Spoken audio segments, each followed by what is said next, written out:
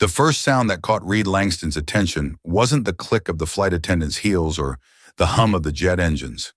It was a lullaby sung in 3 languages. A child behind him whimpered, and a soft female voice answered in Spanish first, then French, then Turkish, each tone effortless, like she had learned them by living, not studying. Reed's pen froze over the contract on his tray table. Most people switched tongues awkwardly, like shifting gears on a steep hill, but this woman's cadence glided from one to the next as if the words belonged to her. He tilted his head slightly, curiosity interrupting his precision for the first time in years. "Sweetheart, it's just the clouds," the woman whispered now. In English. Her vowels were clean, her consonants light. The boy sniffled, then laughed.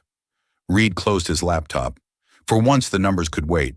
The flight from Zurich to Boston was long, meant for sleeping or pretending not to exist.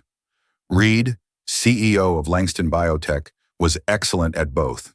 His life operated in precise routines: morning reports, investor calls, and legal approvals written in the one language he trusted. Control. But the woman's voice disrupted that control like a note slightly off pitch that somehow improved the song. He leaned back, pretending to stretch, and glanced behind him. She sat 2 rows down, aisle seat, hair pulled into a neat bun that had surrendered a few strands to exhaustion. A small boy, 5, maybe 6, curled against her side, clutching a toy airplane with one missing wing. When a flight attendant approached, Camille, though he didn't know her name yet, switched again, this time to Italian, explaining the boy's peanut allergy with sharp but kind precision. The attendant blinked, smiled, and hurried off. Reed's mouth curved slightly. Whoever she was, she navigated human chaos the way he navigated boardrooms, with fluency and grace. He should have gone back to work. He didn't.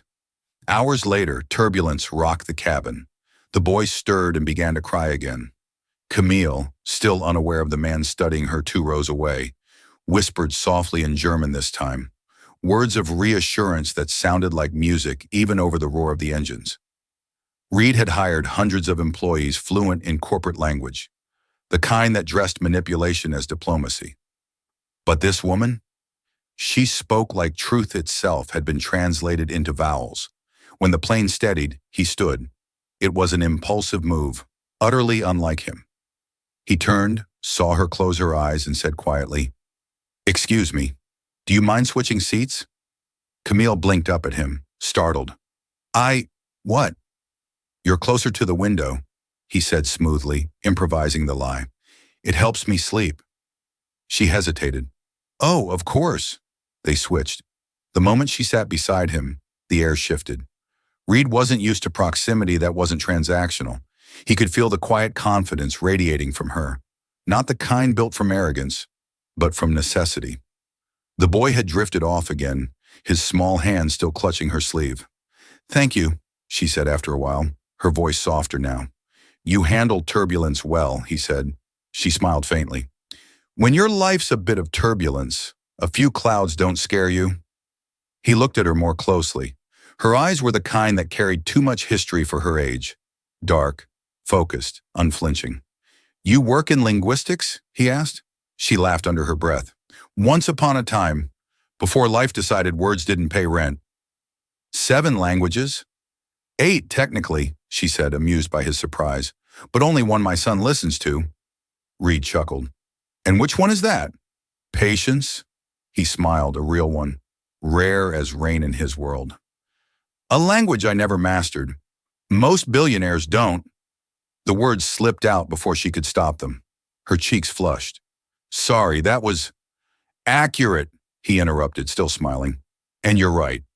There was a pause then, the comfortable kind. She looked at him differently now, trying to place the man whose suit probably cost more than her month's rent, but whose eyes didn't match the arrogance she expected. When the attendant returned with her meal, Reed caught the way Camille said thank you in Portuguese, one more addition to his silent tally. He had built empires out of precision, but this woman made imperfection feel like art. As the lights dimmed for the night portion of the flight, Reed opened his laptop again. Numbers stared back, obedient and soulless. Then he closed it once more. "You ever get tired of explaining things?" he asked quietly. All the time, Camille replied. But sometimes language is the only thing I have that anyone listens to. Anyone. Her gaze flickered to her son. Almost anyone. Reed looked at the boy, then back at her. You said you used to work in linguistics. What stopped you? Camille hesitated, then said simply, life. Single motherhood doesn't come with sabbaticals. Something in Reed's chest shifted, an unspoken recognition. He thought of his own mother, raising him in silence after his father's early death, speaking only in survival. He understood more than he expected. The seatbelt sign blinked again. Camille sighed and leaned back, whispering one more phrase to her son, this time in Arabic. Reed didn't understand the words, but he didn't need to. He understood the tone. It was the sound of strength disguised as calm. He closed his eyes, the hum of the engine merging with her voice. For the first time in years, he wasn't thinking about markets or mergers. He was thinking about meaning. By the time the plane landed, he'd made a decision. When they stood in the aisle, he turned to her and said, You're wasted where you are. She frowned. Excuse me? He handed her his card. Come to my office in Boston, Monday. There's something I want you to help me translate. She looked down at the card, then up at him. Translate what? He smiled faintly. Everything. Camille almost didn't go. She'd stood outside the sleek glass tower in Boston for 5 full minutes, clutching her worn leather tote like a shield. Through the revolving doors, she could see the reflection of herself. Rumpled coat, second-hand heels, hair tied too tightly. Everyone else in the lobby moved with purpose, security badges flashing like proof of belonging. She had none. Just walk in, she whispered to herself. He invited you. But invitations from billionaires, she thought, didn't always come with guarantees. Taking a deep breath, she stepped inside. Langston Biotech's headquarters smelled faintly of ozone and coffee. Expensive, quiet coffee brewed by machines that probably cost more than her rent. The receptionist didn't even look up when Camille said Reed Langston's name. She simply pressed a button, murmured something into her headset, and gestured her toward the elevator. Camille's stomach flipped. She wasn't even sure why she was here. Curiosity, maybe, or defiance, or the faint, foolish possibility that the man from the flight hadn't been playing some corporate game when he'd handed her that card.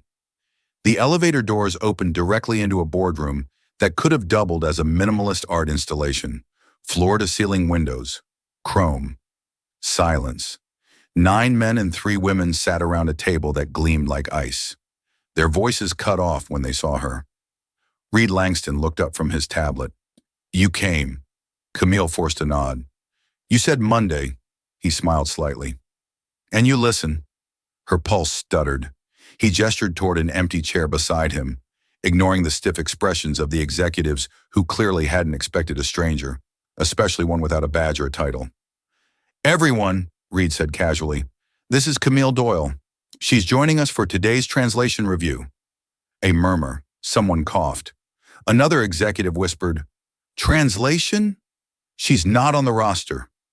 Reed didn't bother to answer. He simply projected a document onto the glass wall, a multilingual clinical trial contract, columns of English, German, French, and Spanish running in parallel.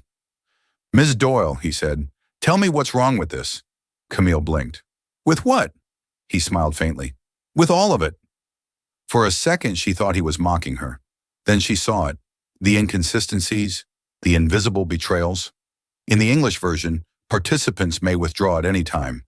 In the German, können entfernt werden, they may be removed. Tiny words, massive implications. She pointed at the screen. That line, you've turned consent into permission. It's not the same thing. A few heads turned. Someone frowned. And this phrase, she continued, switching seamlessly into French, then back to English. You've made the study sound optional in one language, compulsory in another. Whoever translated this wasn't thinking about intent, only accuracy. Reed leaned back in his chair, arms crossed, watching her like someone watching a spark catch fire. Intent over accuracy, he said softly. Explain. Camille hesitated, aware of the dozen skeptical eyes fixed on her. Accuracy tells you what words mean. Intent tells you why someone said them. Language without intent is just math. A small silence followed, sharp, uneasy. One of the legal advisors muttered, "This isn't a linguistics lecture. We need to finalize compliance wording." Reed turned his gaze toward the man. "And compliance without comprehension is just liability." The man shut up. Camille exhaled slowly. Reed clicked a remote, changing the slide. "Keep going, Ms. Doyle." She did. For the next hour, she dismantled their document line by line, flipping between languages, explaining nuance, tone, implied hierarchy. Every correction exposed something larger. The arrogance of translation, done by algorithm and not empathy. At some point, she realized she was no longer nervous. The room had shifted. They were listening. Even the skeptics leaned forward now, taking notes. When she finally stopped, Reed asked quietly, "If you were rewriting this, what would you change first?" Camille considered. "The premise." He arched an eyebrow. "You assume the people signing this have power? They don't. You speak to them like they're equals, but the text reminds them they're not. Change that first. The words will follow." The silence that followed wasn't awkward. It was electric. Reed smiled, slow and deliberate. "Then that's exactly what we'll do." One of the directors looked alarmed. "You can't just—" "I can," Reed interrupted, still smiling. "And we will." He turned to Camille. "You free for lunch?" The restaurant overlooked the harbor, quiet, expensive, the kind of place where every fork gleamed like it had been trained to obey. Camille stirred her coffee. "You ambushed me." He tilted his head. "Did I?" "You made me correct your entire department." "I gave you the floor," he said simply. "You took it." She laughed softly. "You don't play fair." "I don't believe in fair," he said. "I believe in precision. You speak like someone who's allergic to anything less." Camille met his gaze. "You brought me here for a reason. What do you actually want from me?" Reed didn't answer right away. He watched the water, the ships moving like thoughts that refused to dock. "Words," he said finally. "I want someone who understands them before they ruin us." "That's a strange job description." "It's the right one." He leaned forward. "Come to Zurich. 1 week. We're rebuilding our ethics documentation. I want you to oversee translation, not just of language, of meaning." She blinked. "Zurich? I have a son. I can't just—" "Bring him," Reed said simply. "We'll make it work." He slid a small envelope across the table. "Plane tickets." Camille stared at it, then back at him. "You don't even know me." His smile was quiet, disarming. "I heard enough at 30,000 feet." That night, back in her apartment, Camille unfolded the tickets. Zurich, business class. Her son's name printed beside hers. She set them down, staring out the window at the city lights reflected on rain. He was insane. This was insane. And yet, for the first time in years, the idea of leaving didn't feel like running away. It felt like translation into something new. The Zurich sky looked like glass when the plane descended through it.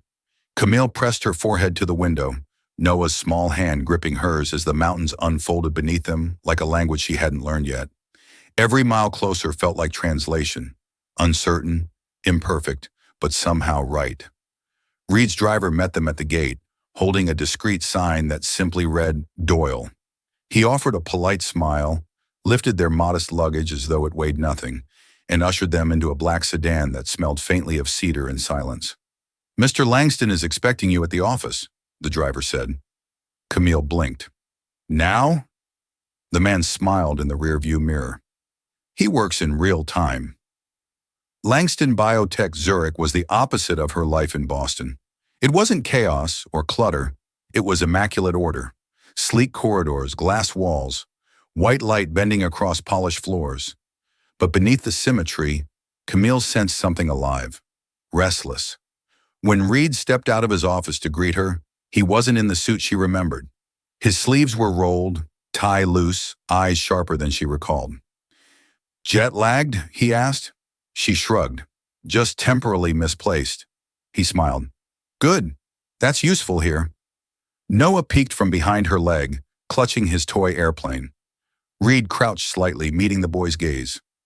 "You must be the co-pilot," he said gravely. "We've got a big project ahead." Noah beamed. Do you have snacks? Reed chuckled. Top of the budget. Camille exhaled, tension breaking like static. Reed led her to the conference floor. A dozen department heads waited, among them a man who introduced himself as Daniel Koenig. His handshake was firm but perfunctory, his smile polished and hollow. So this is the linguist, he said in English, his accent crisp as cut stone. Camille returned his smile. And you must be the skeptic. The silence that followed was brief but satisfying. Reed gestured for her to sit beside him. We're here to review our updated ethics framework, new multilingual guidelines for trial participants. Ms. Doyle is overseeing cross-language validation. A flicker of discomfort moved through the room. Koenig leaned back.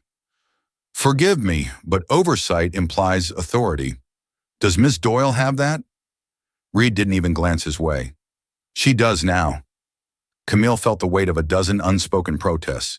She also felt something new, his absolute confidence in her. It wasn't performative, it was fact. Koenig's jaw tightened. Very well. The presentation began. They projected a sample consent form in 5 languages, each line like a thread stretched too tight.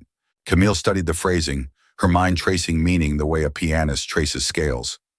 In English, she began, the text says, you will be monitored continuously. In French, it reads, vous acceptez la surveillance constante. Surveillance, not observation. In Turkish, it's kesintisiz izleme, which implies control, not care. A woman from legal frowned. You're saying the nuance changes? I'm saying the power changes, Camille replied. In English, it's neutral. In French, it feels invasive. In Turkish, it becomes obedience. The same phrase, 3 different worlds. Koenig cleared his throat. Ms. Doyle, these are regulatory translations, not literature. They're both about truth, she said. Regulation hides behind precision. Truth hides in tone. Reed leaned forward. And which one keeps us out of lawsuits? Tone, she said. People don't sue because they misunderstand words. They sue because they feel misled. The room stilled. Even Koenig had no rebuttal. Afterward, Reed caught up with her in the corridor. That was impressive, he said. I wasn't trying to impress anyone, she replied. I know, he said. That's why it worked. They walked in silence for a moment. Through the glass walls, the city stretched into precision. Train lines, rivers, languages coexisting in quiet discipline. Reed stopped beside a window. Do you know why I brought you here? She hesitated. Because you needed a translator. He smiled faintly. Wrong. I needed a conscience. Camille's throat tightened. That's a heavy job description. I trust you can carry it. That evening, her temporary apartment felt both sterile and safe. She watched Noah build a fortress out of toy blocks on the living room floor. It's for protection, he said solemnly. From what? She asked. He shrugged. Bad guys or earthquakes or mean bosses. She laughed. You've never met one of those. Noah grinned. Not yet. She tucked him in, then opened her laptop. The day's meeting replayed in her mind. The tension, the disbelief, the quiet victory. She typed notes late into the night, translating not just words but motives. At midnight, an email appeared from Reed. Good start today. Don't compromise clarity for diplomacy. You're here to challenge, not comfort. Camille stared at the screen. For the first time in years, a man in power had asked her not to be quiet. She clicked reply. Challenge accepted. Then she smiled to herself. Small, private, real. Outside, the city lights shimmered across the river like an unfinished sentence. And for once, Camille didn't feel lost in translation. She felt found by it. Morning light washed over Zurich like brushed gold. Camille stood by the window of her apartment, watching the trams hum quietly below. It was her 3rd week here, but the city still felt like a dream written in tidy cursive. Beautiful, precise, almost too clean to be real. Noah's laughter floated from the kitchen, where he was making an architectural masterpiece of toast crumbs and jam. It's a volcano, he explained proudly when she peeked in. Of course it is, she said, smiling. Just don't let it erupt on the couch. The day ahead loomed. Another review meeting with the legal and compliance teams. More tension with Koenig. the man who saw her as both an intruder and an experiment. Still, she was ready. Langston Biotech's Zurich office buzzed with quiet efficiency, the kind of place where even chaos wore a suit. Camille walked through the glass corridors, her reflection blending with others, invisible yet essential. When she entered the conference room, Koenig was already there, straight-backed, reading through printed drafts. "Ms. Doyle," he said without looking up, "you've made further edits to the German text?" "Yes," she said evenly, "to the sections that confused consent with compliance." He looked up sharply. "They mean the same thing in context." Camille set her folder on the table. "Not to the people signing. One gives permission, the other takes it." Reed entered then, silent as gravity. "Let's begin," he said, taking his seat beside her. The others followed like planets adjusting to orbit. The presentation ran for hours. Camille moved between languages like a conductor, explaining how tone shaped trust. Some nodded politely, others bristled. Koenig, as usual, waited for his moment. "With respect," he said, "we're a science company, not a literature department. Ethics are admirable, but words don't heal patients."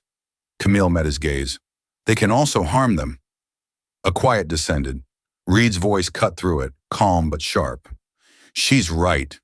Koenig's jaw tightened. "And you'd trust one consultant's opinion over decades of protocol?" "I'd trust anyone who can spot the difference between precision and pretense," Reed said, "which so far is only her." It wasn't praise, it was armor. Camille felt the room shift again, the power recalibrating.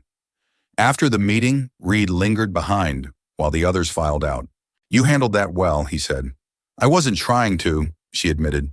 "I just don't like watching people defend broken things." He smiled faintly. "Neither do I. That's why I hired you." She hesitated, then asked, "Why does he hate me so much?" Reed leaned against the table. "Because he built this place to be bulletproof, and you walked in with a scalpel." Camille tilted her head. "And you're okay with that?" He looked at her for a long moment. "I invited it." That evening she worked late. The building had emptied, leaving only the hum of air vents and the distant city pulse. Her computer screen glowed with side-by-side translations. English, French, Turkish, Japanese. She traced a phrase with her finger. "You agree to be observed for research purposes." She changed it to, "You agree to participate in observation that values your choice." It was a small difference. 2 extra words, but it changed everything. "Beautiful," a voice said behind her. She turned. Reed stood in the doorway, jacket off, sleeves rolled, exhaustion softened by quiet amusement. "You always rewrite after midnight?" "Only when people's lives depend on commas," she said. He stepped closer, glancing at her edits. "You're right. It reads like something a person might actually want to sign." "Imagine that," she murmured. "Language with empathy." He studied her then, not with the detached precision she expected, but with something else. "Do you ever wonder," he said, "if translation is really just another form of faith? Believing the meaning survives the journey?" Camille smiled softly. "Only every day." The next morning, the news broke quietly through internal memos. Langston Biotech to present new multilingual ethics standard to regulators in Geneva. Camille's name was on the draft. Koenig's wasn't. He stormed into her office before lunch, voice low but sharp. "Do you have any idea what you've done?" "Yes," she said calmly. "I clarified things." "You undermined years of process." "Then maybe the process needed a translator." He stepped closer, lowering his voice. "You're a guest here.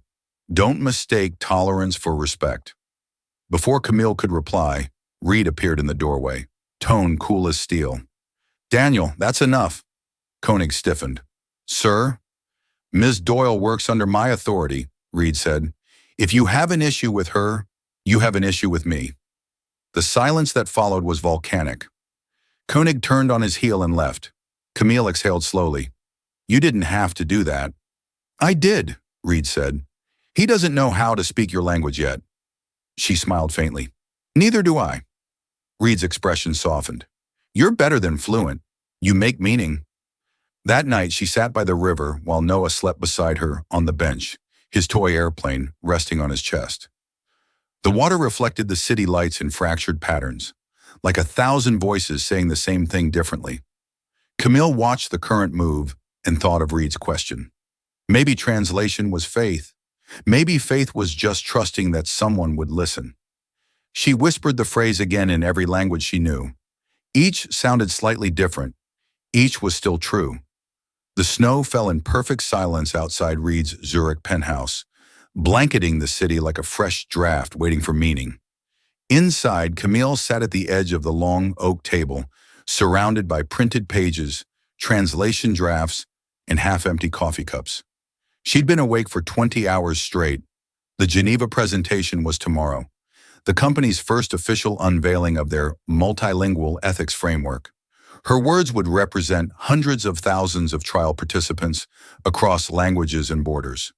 The weight of it pressed on her chest like a hand. Reed entered quietly, jacket slung over one shoulder. "You're still here." She didn't look up. "So are you." "I live here," he said. "Then I'm haunting you," she replied without humor. He walked over and set down a small box of chocolates beside her notes. "Bribery," he said. "Swiss approved." She smirked but didn't reach for one.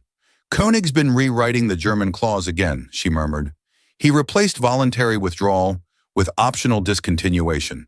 It changes the implication, makes it sound like the company decides." Reed frowned. "He's still fighting you." "He's not fighting me," Camille said quietly. "He's fighting the idea that words can have ethics." The following morning, the company's Zurich office buzzed with tension. Camille arrived early, portfolio under her arm, and found Koenig already waiting in the boardroom. His tie was perfect, his expression colder than the snow outside. "I've reviewed your latest edits," he said. "You're creating delays. Geneva expects a final version by noon." "Then they'll get one," she said, placing the folder on the table. Koenig's smile didn't reach his eyes. "Miss Doyle, you're very talented, but idealism is a luxury. In business, ambiguity keeps things running." "Ambiguity," Camille said evenly, "is how people get hurt." Before Koenig could reply, the door opened and Reed walked in, immaculate in a dark coat, a presence that seemed to command the temperature of the room. "Let's see the final draft," he said. Camille slid the pages toward him. He scanned them, then nodded. "Approved." Koenig stiffened. "Sir, with respect." "I've read both versions," Reed interrupted. "Hers makes us human. Yours makes us efficient. I'd rather be human." For once, Koenig had no clever retort. By afternoon, the team had boarded the company jet for Geneva. Camille sat by the window, watching clouds drift beneath them like folded paper. Across the aisle, Reed worked silently on his tablet, the faint blue light reflecting in his eyes. "Are you nervous?" he asked without looking up. She hesitated. "About the speech? Or the part where I might accidentally dismantle your corporation on live broadcast?" He chuckled. "Both, maybe." She smiled faintly. "I'm more nervous about saying it right. Not in English, not in French, but in meaning. If they misunderstand even one phrase, then you'll explain it again," Reed said calmly. "That's what you do." She turned to the window. "You sound very sure of me." "I am," he said simply. "You remind me why I built this company in the first place." She looked at him then, really looked. Beneath the composure, he seemed tired, not in the way of someone who needed sleep, but someone who had been awake too long in the wrong kind of world. The Geneva Ethics Forum was held in a grand hall of glass and marble. Delegates from 20 countries filled the seats, murmuring in half a dozen languages. Cameras lined the back wall. When it was her turn, Camille stepped to the podium, clutching the speech she'd rewritten 100 times. She inhaled, exhaled, and began. "In translation," she said, "a single word can change everything. Consent can become compliance. Choice can become silence. That's why we built this framework. Not to standardize language, but to honor it." Her voice steadied as she spoke. "We believe medical ethics must sound the same in every language. Not through literal translation, but through intent. When a person signs a document, they deserve to understand not just what it says, but what it means." As she continued, heads lifted. The room quieted. Even the translators paused between sentences, not because they couldn't keep up, but because they wanted to listen. At the end, she said simply, "We cannot heal people by erasing their words." Silence followed, then applause, slow at first, then rising like a wave. Reed, standing off to the side, didn't clap right away.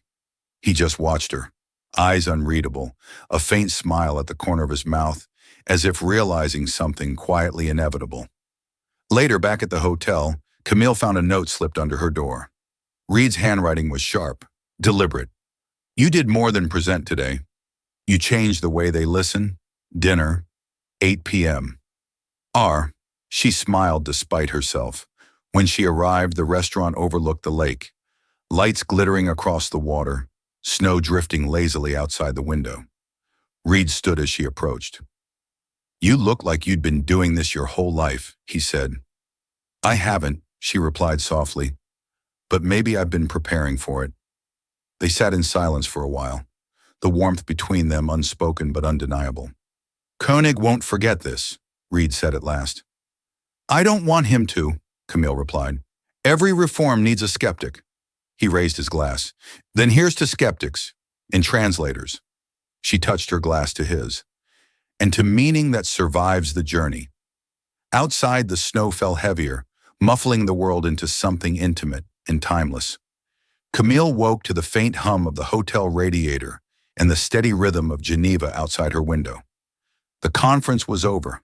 The applause, the interviews, the press coverage, already fading into the digital noise of the world. What lingered was something quieter, relief, and a strange kind of peace she didn't recognize. She pulled the curtains open. Snow had softened the edges of the city overnight. Noah was still asleep, his toy airplane clutched loosely in his hand, mouth half open in dreams. For once, she didn't rush to check her phone. But when she finally did, a new message blinked at the top of the screen. From Reed Langston. "Meet me at the lake. Noon. Bring Noah if he's awake." There was no subject line, no preamble, just the kind of invitation that assumed acceptance. She smiled despite herself. The lake was a mirror that day, sky and water indistinguishable. Reed stood at the railing in a charcoal coat, hands in his pockets, looking like the world's loneliest diplomat. "You're early," Camille said, approaching with Noah bundled beside her. He turned, the corner of his mouth curving. "Old habits." "Control issues," she corrected. "That too." Noah tugged at her sleeve. "Mama, can I throw rocks?" "Only small ones," she said. Reed crouched to Noah's height. "Aim for the reflection," he said. "That way, you hit both worlds." The boy grinned and began his campaign against the mirrored lake. Camille folded her arms.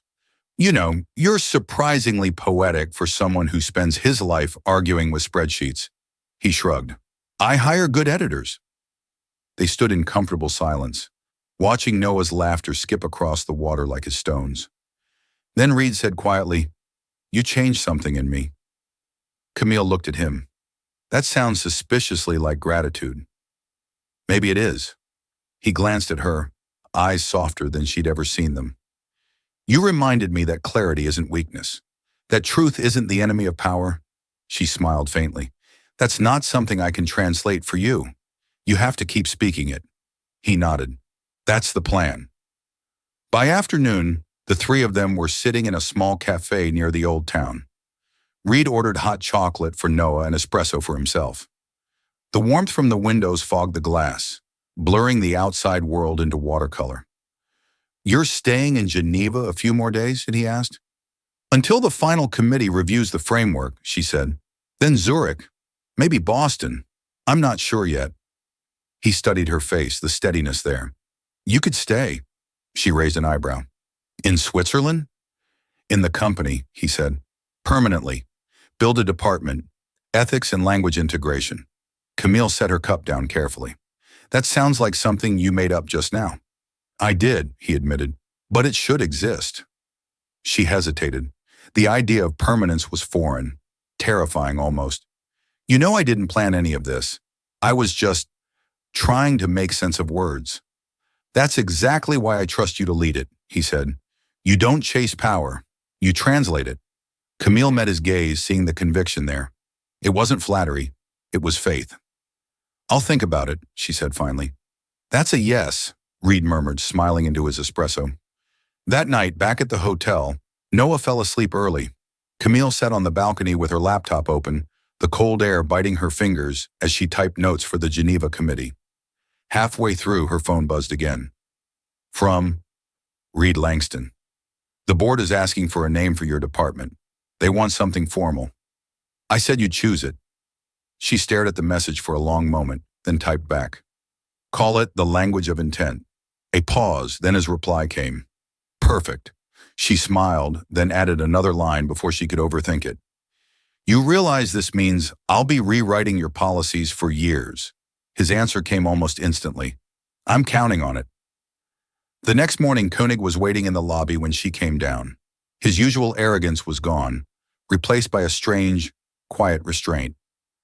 I heard about your new department, he said. Congratulations. Camille nodded cautiously. Thank you. He shifted his briefcase from one hand to the other. For what it's worth, I was wrong. About you. About the work. She blinked. That's unexpected. He gave a thin smile. Consider it an apology, in my language. She softened. Then I accept. When he left, Reed appeared behind her, hands in his coat pockets. Peace treaties before breakfast? You're efficient. Maybe I'm contagious, she said. He laughed quietly. Don't ever change that. Later that day, as she packed their things, Noah held up a small card he'd found tucked into her notebook. Who wrote this, Mama? Camille took it. It was Reed's handwriting, a single line across the center. Intent prevails. Always. She folded it carefully and slipped it into her coat pocket. Outside, the snow had stopped. The world was bright again, crisp, awake, ready to be rewritten. For the first time in years, Camille didn't feel like a translator standing between worlds. She felt like she'd finally built one of her own. The first morning back in Zurich felt different. The city's precision still hummed around Camille. Clean lines, perfect schedules. But something inside her had shifted. At Langston Biotech headquarters, her name now appeared on the door beside Reed's, the Language of Intent Initiative. It was surreal. The idea that had begun as a correction on a flight, a single phrase about consent, was now a department. Her department. Still, she knew power made people uncomfortable. And the higher she climbed, the more resistance she could feel beneath the polished smiles. When she entered the glass conference room, Daniel Koenig was already there, standing before a whiteboard filled with flow charts and timelines. His tone was sharp when he spoke. You're expanding the framework to Asia without consulting operations?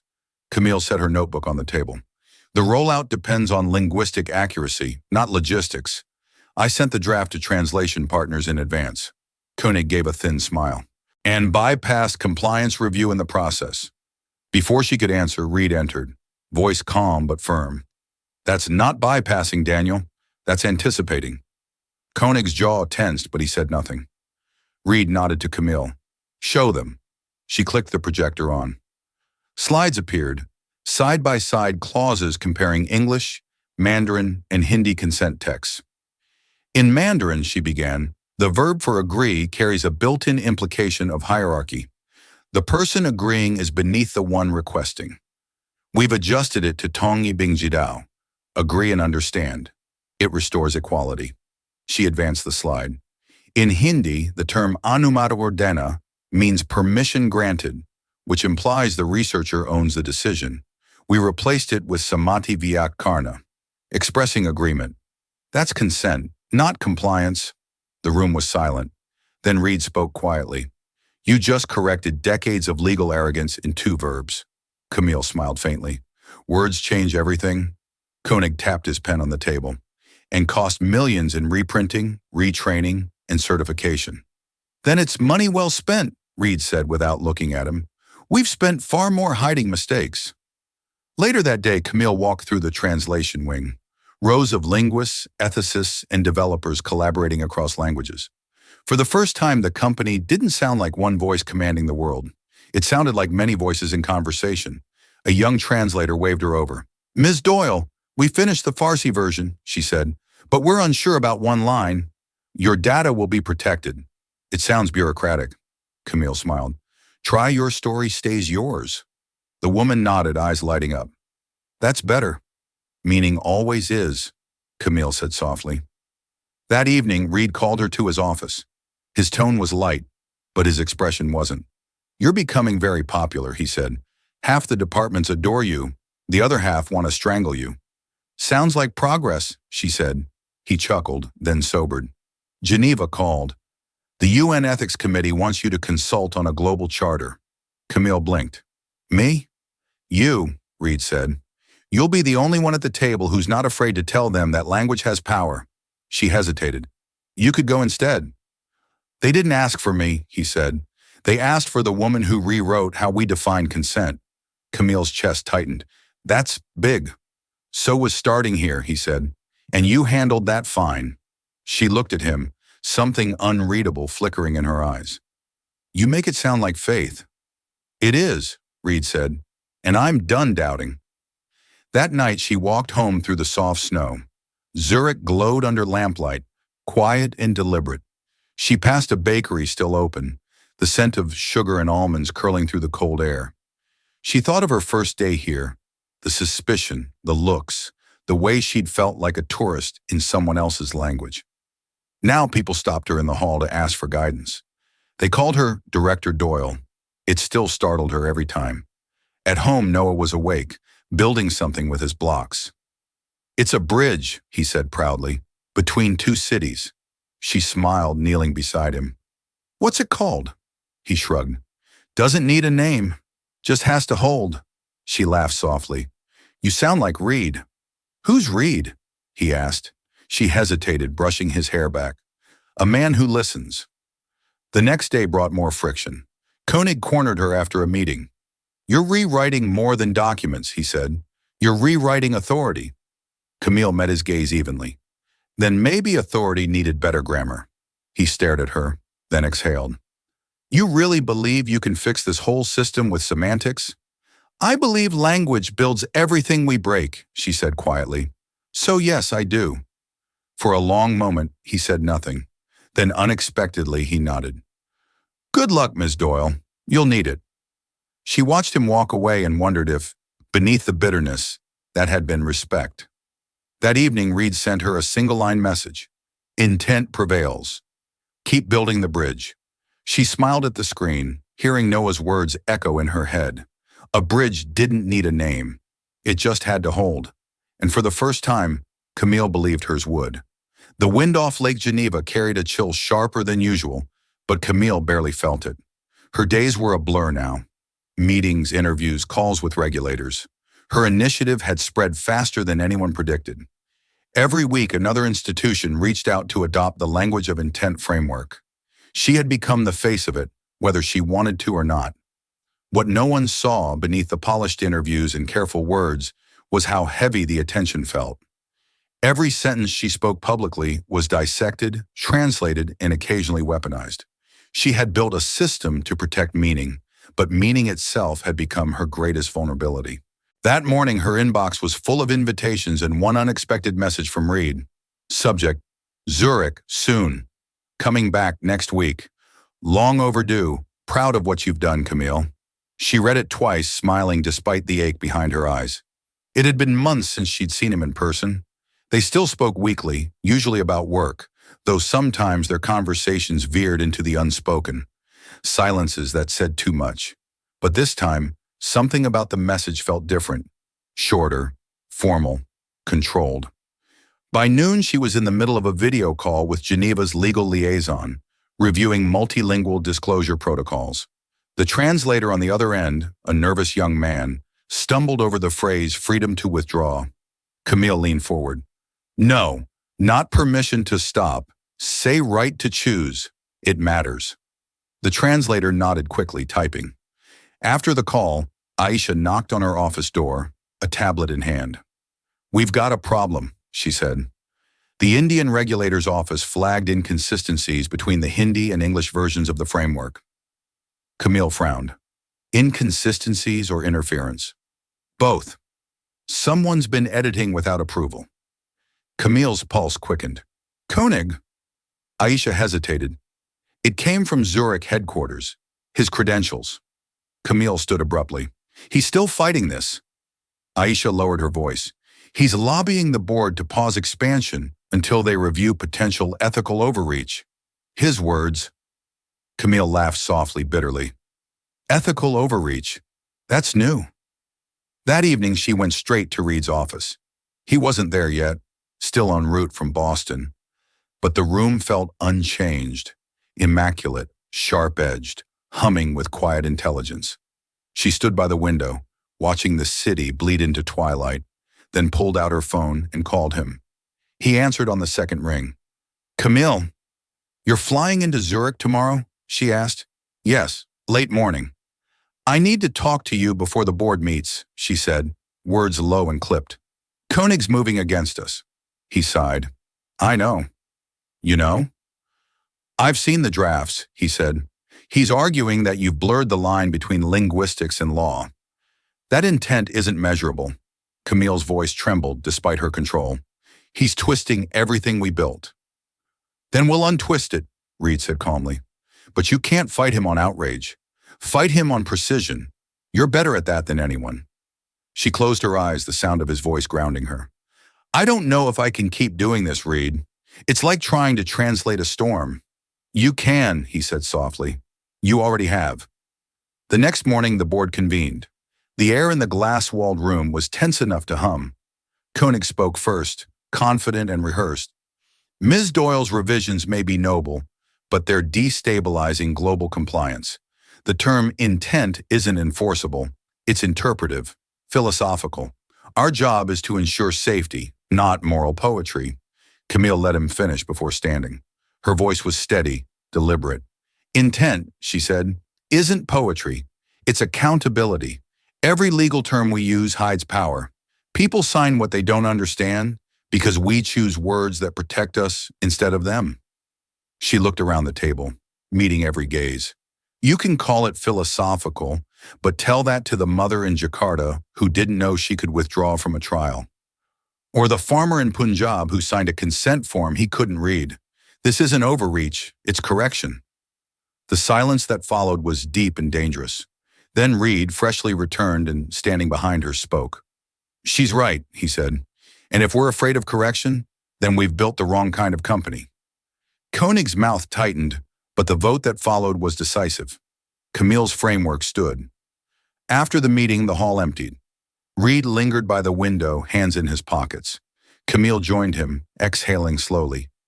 "You could have told me he was already coming for us," she said. "I wanted you to see that you didn't need me to win." "I didn't win," she said quietly. "We just bought more time." He turned to her. "Time's all anyone ever buys." They stood there in silence, city lights flickering across their reflections. The distance between them felt both vast and fragile, something that existed only because neither dared name it. Finally, Reed said, "You should prepare for Geneva again. They're fast-tracking the charter globally. You'll be leading it." She blinked. "And you?" "I'll stay here. Langston needs rebuilding." She smiled faintly. "We keep trading places." "Someone has to keep the language alive," he said.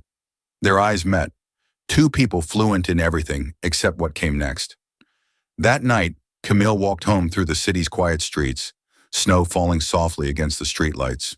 She thought of the first time she'd heard Reed's voice on that flight, curious, reserved, unknowingly setting her life in motion. She whispered to herself, half smiling, "Intent prevails." The words disappeared into the snow, but their meaning stayed, untranslatable, indelible, hers. The Geneva Charter hearings stretched late into the evening. Rows of delegates sat beneath a halo of soft blue lights, their headsets whispering translations in every language imaginable. Camille stood at the front, a quiet figure holding the weight of a world that wanted certainty in every word, and resented her for proving that such a thing didn't exist. She was tired, but not defeated. "Language, she said, her voice clear through the room, "is not a tool of control. It's a promise that what we say will match what we mean." The hall was silent except for the faint hum of translators. She continued, steady now, each phrase deliberate. "The language of intent is not about rewriting rules. It's about returning power to those who were written out of them. Consent without comprehension is not consent. Agreement without understanding is not choice. And progress without empathy She paused. Isn't progress at all. When she finished, the applause was slow but real, the kind that began in one corner of the room and traveled outward, like a ripple on water. In the audience, Reed stood quietly, hands clasped behind his back. He didn't clap right away. He just watched her, a faint pride in his eyes that said everything he wouldn't say aloud. The next morning, headlines spread across Europe. Single mother redefines global ethics. From flight to framework, the woman who changed consent. Camille tried not to read them, but it was impossible to avoid. In every article, her story was rewritten, simplified, dramatized, distorted. The woman on paper wasn't her. At breakfast, Noah sat across from her, his spoon clinking against the bowl. "Mama, are you famous now?" She smiled. "Not really." "Uncle Reed said you changed the world." She froze mid-sip. "He said that?" "Uh-huh. He called last night when you were asleep. He said you're the reason people listen again." Camille felt something twist gently in her chest, a strange blend of pride and ache. That afternoon, Reed met her in the hotel's rooftop garden. The city stretched below them, stitched in silver and glass. "You should enjoy this moment," he said, handing her a small paper cup of coffee. "The whole room yesterday, you had them." "I don't want them," she said. "I just want them to understand." "They will," he said softly. "Eventually." She looked at him, a wry smile forming. "You always say that like you believe it." He shrugged. "Maybe I do." They stood quietly, wind brushing between them. For a moment, the noise of the world felt far away. "Do you ever regret it?" she asked suddenly. "Starting Langston? The patents? The politics? The performance of progress?" Reed considered the question. "Every day. But regret is just another kind of translation. It tries to turn what happened into what we wish we'd said." She smiled faintly. "That sounds like something I'd write." He met her eyes. "You already did." Later that week, an emergency meeting was called. An anonymous report had surfaced claiming that one of Langston's subsidiary labs had misused patient data in a clinical trial years earlier. The irony wasn't lost on anyone. Ethics under fire inside the company that had just redefined them. When Camille entered the boardroom, the air was sharp with accusation. Koenig was there, predictably, looking grimly satisfied. Reed sat at the head of the table, jaw set. "We'll investigate thoroughly," he said. "Transparency is non-negotiable." Koenig leaned back. "Of course, though it does raise questions about whether the language of intent applies internally." Camille didn't flinch. "It does, and that's exactly why we'll confront this, not conceal it." Koenig smiled thinly. "Be careful, Ms. Doyle. People love reformers, until reform costs them something." Reed's voice cut through like steel. "Then they can learn a new language." That night, Camille walked the quiet corridor back to her office. Her reflection in the glass walls looked like a ghost, confident, composed, but faintly transparent. She paused at the window overlooking the city, watching the streetlights blur through tired eyes. For the first time in years, she didn't feel like she was running towards something or away from it. She was standing in the center of it, the chaos, the meaning, the work that never ended. Her phone buzzed, a message from Reed. "The audit begins tomorrow. Whatever happens next, you did what no one else dared. You gave silence a voice." She stared at the words for a long time, then typed back, "And you gave me a platform to speak from. That makes us even." No reply came, but she didn't need one. Outside, the wind picked up. Somewhere below, Noah's laughter echoed faintly through the plaza as he chased falling snowflakes with Aisha watching nearby. Camille smiled, the tension in her shoulders easing. For all the noise the world made, this was still what mattered, the quiet proof that meaning could endure. Tomorrow would bring questions, accusations, negotiations. But tonight, she allowed herself something she hadn't in a long time. Stillness. She whispered to the empty room, the phrase that had carried her through everything. Intent prevails. And for once, it didn't sound like a defense. It sounded like peace. The news broke before dawn. Langston Biotech's servers had been breached. Not by outsiders, but by someone inside. Thousands of documents were released anonymously to the press. Internal memos, trial data, confidential correspondence. Within hours, media outlets were flooding with headlines. Langston leak raises ethical concerns amidst global charter launch. Transparency turned inside out. The price of reform. By the time Camille reached headquarters, the building was swarmed with reporters. Flashes of cameras lit up the marble foyer as she pushed through the revolving doors. The security guard nodded her through with quiet recognition, his eyes filled with sympathy. Upstairs, the executive floor was chaos. Reed stood at the center of it, pale, controlled, his voice low but razor-sharp as he directed the crisis team. When he saw her, something in his shoulders loosened. Not relief, exactly, but trust. "They're saying the leak came from my department," she said before he could speak. "I know," he said. "Koenig's already called for your suspension." She blinked, stunned. "You don't believe that?" Reed's gaze held hers. "No, but the board might." They moved into his office, closing the door on the storm outside. The city spread below them, silver gray under the morning snow. "Do we know what was leaked?" Camille asked. "Everything," Reed said. "Trial transcripts, email threads, even draft versions of the language of intent. The worst part is, some of it is damning. Old data from before you came here. And they'll twist it into proof that nothing's changed." He nodded slowly. "You realize this isn't just about the company anymore. You've become the symbol. They'll come after you because you make the story human." She exhaled, leaning against the window. "Then let them. I didn't build this to protect myself." Reed's expression softened. "That's exactly why I need to protect you." By afternoon, the internal inquiry began. Koenig sat at the head of the long table, his satisfaction hidden behind the mask of procedure. "Ms. Doyle," he began, "you've preached transparency since the day you arrived. So tell us, how convenient that confidential files find their way to journalists under your watch." Camille met his stare. "If you think I leaked anything, you've learned nothing about me." Koenig's smirk was subtle. "Intent, Ms. Doyle, is hard to prove." Reed intervened, voice firm. "Enough. If you're implying—" Koenig interrupted. "I'm not implying. I'm observing. Her reform made enemies. Maybe one of them is sending a message."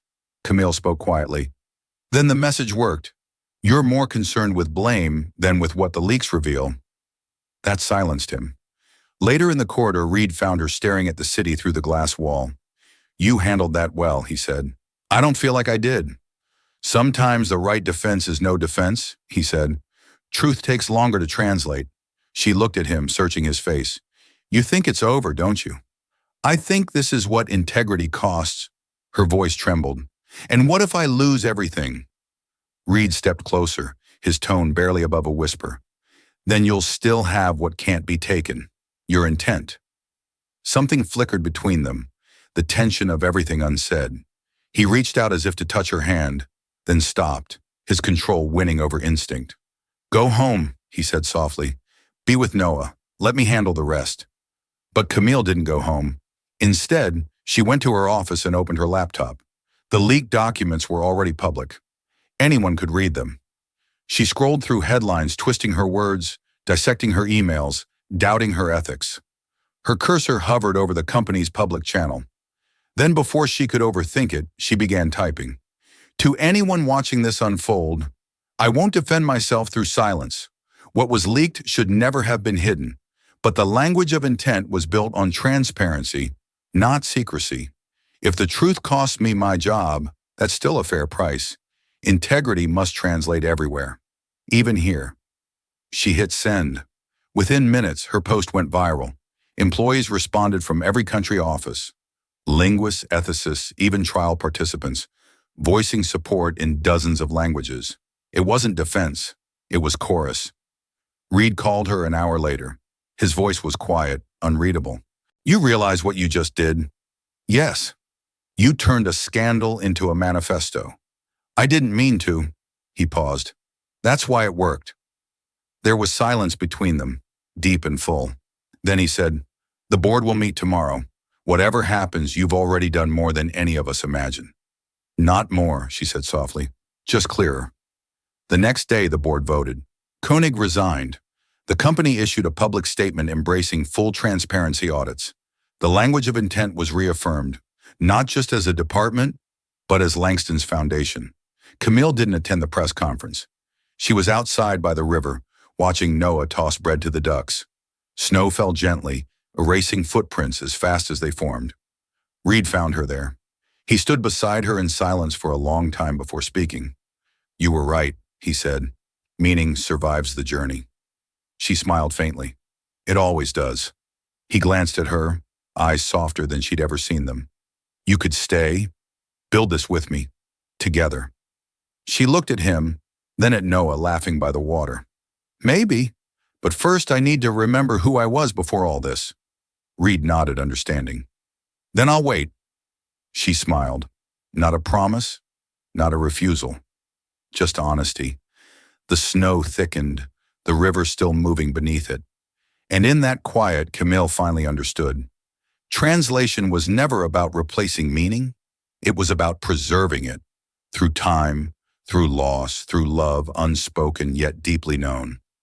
Intent had prevailed.